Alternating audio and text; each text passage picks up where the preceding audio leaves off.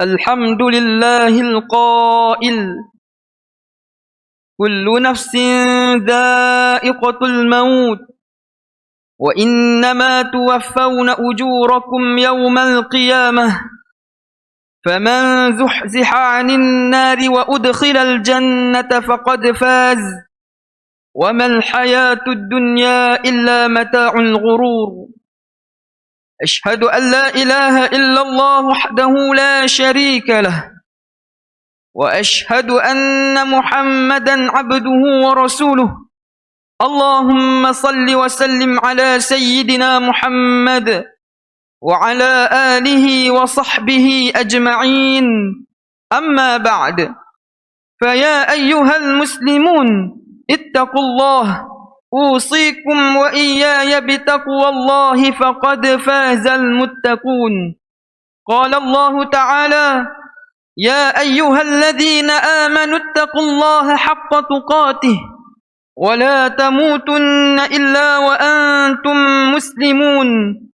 Muslimin yang dirahmati Allah Subhanahu wa ta'ala, marilah sama-sama kita tingkatkan kualiti iman dan takwa ke hadrat Allah Subhanahu wa ta'ala dengan menunaikan segala perintahnya dan meninggalkan segala larangannya, kerana ia adalah sebaik-baik bekalan di hari akhirat kelak.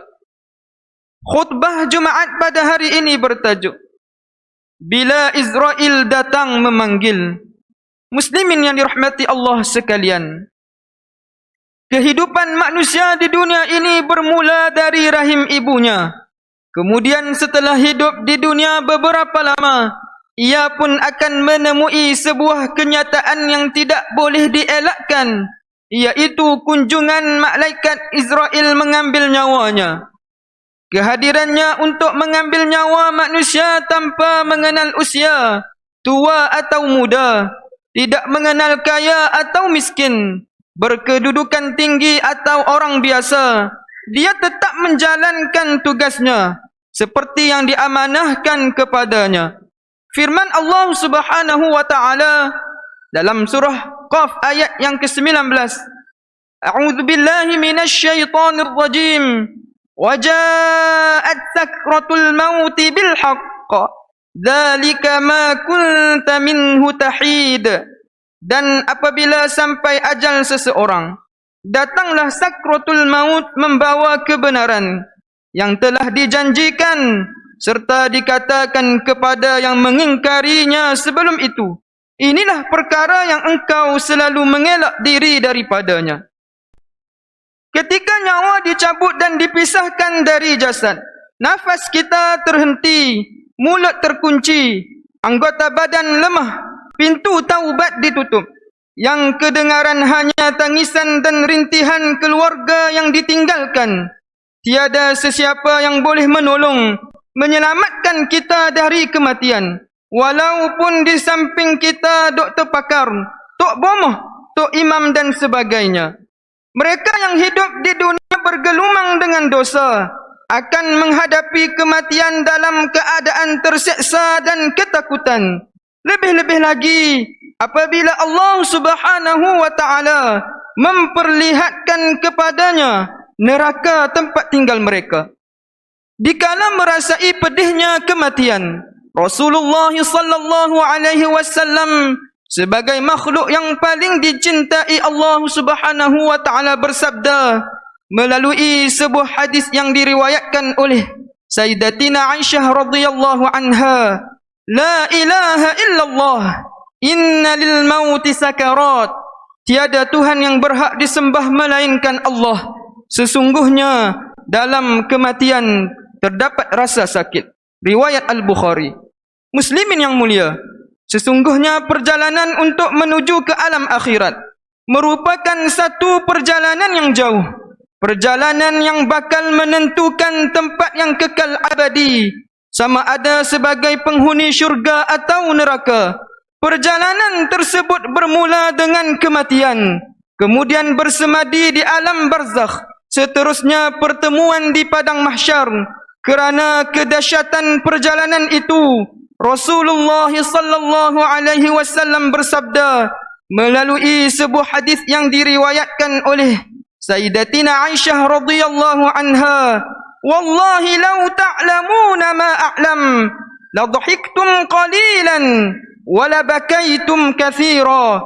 Demi Allah, seandainya engkau mengetahui apa yang aku ketahui, nescaya engkau akan sedikit ketawa dan banyak menangis.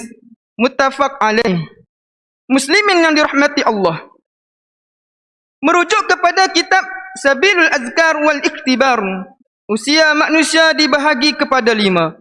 Bermula dalam rahim ibu, kemudian hidup di dunia setelah mati. Kemudian hidup di dunia, setelah mati ia disemadikan di alam barzakh. Seterusnya dibangkitkan di padang mahsyar. Selepas itu baru ditentukan tempatnya sama ada syurga atau neraka. Sesungguhnya kematian itu bukanlah berakhirnya urusan manusia dengan Allah Subhanahu wa taala. Ketika jenazah disemadikan di alam barzakh atau dalam kubur, para jemaah yang mengusung jenazah ke kubur pun pulang. Malaikat Munkar dan Nakir pula datang untuk menyoal. Tidak seorang pun berkecuali daripadanya. Antara soalannya, siapakah Tuhanmu? Siapakah Nabimu? Apakah agamamu? Siapakah imammu dan apakah pegangan hidupmu? Dan di manakah kiblatmu? Siapakah saudaramu? Apakah agaknya roh boleh menjawab soalan-soalan tersebut dengan mengatakan Allah itu Tuhanku, sedangkan semasa di dunia tidak tetap beriman kepadanya? Mampukah kita menjawab Muhammad itu nabiku, sedangkan kita tidak mengikut syariat yang disampaikannya? Mampukah kita menjawab Islam itu agamaku, kalau kita enggan mematuhi sepenuhnya hukum hakam dalam Islam? Mampukah kita menjawab Al-Quran itu peganganku, kalau kita tidak pernah membaca dan ikut ajarannya? Bolehkah roh menjawab Kaabah itu kiblatku, kalau kita kadang-kadang salat, kadang-kadang tidak? Mampukah kita menjawab muslimin dan muslimat itu saudaraku, kalau kita sering mengumpat, mencerca, bergaduh dan menghina saudara seagama? Hadirin yang berbahagia, perlu diingat bahawa harta dan kekayaan dunia yang kita bersusah payah mengumpulnya dan memikirkan siang dan malam tidak boleh membantu kita, kecuali apabila sebahagian harta tersebut kita infakkan sebagai wakaf atau sedekah untuk memperoleh keredaan Allah Subhanahu wa taala. Harta tersebut akan memberi ganjaran pahala kepada kita selagi harta yang kita wakafkan itu dapat dimanfaatkan.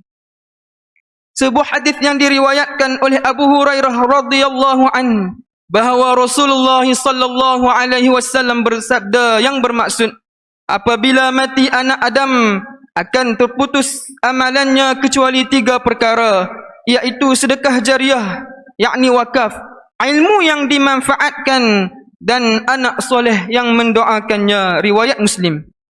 Muslimin yang dirahmati Allah, setiap orang beriman hendaklah selalu berdoa kepada Allah Subhanahu wa taala, mengharapkan kematian dalam husnul khatimah, mati dalam keadaan baik, bukan dalam su'ul khatimah, berakhirnya hidup dalam keadaan buruk.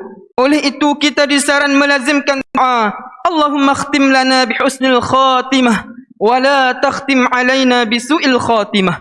Ya Allah, matikanlah kami dalam kesudahan yang baik, dan janganlah engkau matikan kami dalam kesudahan yang buruk.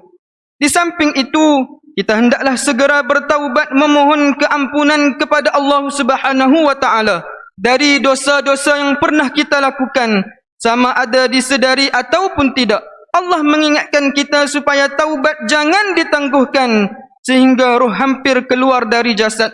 Firman Allah Subhanahu wa taala dalam surah An-Nisa ayat yang ke-18, A'udzu billahi minasyaitonir rajim.